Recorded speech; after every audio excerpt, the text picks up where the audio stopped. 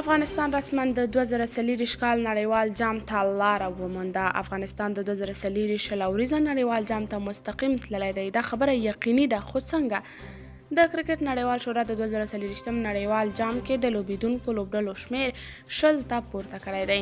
تر دې دمه په شلوریزه نړیوال جامونو کې 14 لوبډلې لوبېدلې. شمیر یې ځکه زیات کړی دی چې کرکټ په نړۍ کې نور هم دود او زیات شي.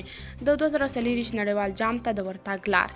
دا نړیوال جام د امریکا په متحده ایالاتونو او ویسټ انډیز کې کیږي. په دې اساس دا دواړه هیوادونه قرباني دي او په امتیازي ډول نړیوال جام ته مستقیم ورغلي دي.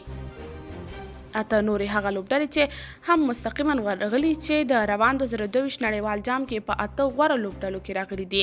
دوی نورې هغه لوبډلې چې هم مستقیما د 2023 نړیوال جام ته تللي چې د نومبر تر 14 نیټې پورې یعنې نړیوال جام تر پای پورې د کرکټ د نړیوالې شورا د شل اوریزه سیالیو د کرکټ د نړیوالې شورا د شل اوریزه سیالیو په درجه بندۍ کې په 10 غوره لوبډلو کې شامل دي.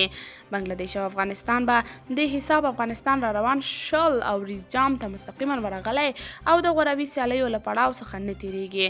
خپلې څوکۍ یې ساتلې ده.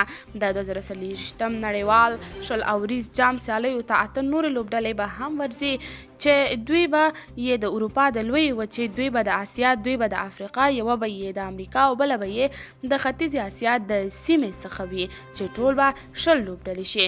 را روان شل اوریز جام به د 10 هیوادونو ترمنځ کیږي.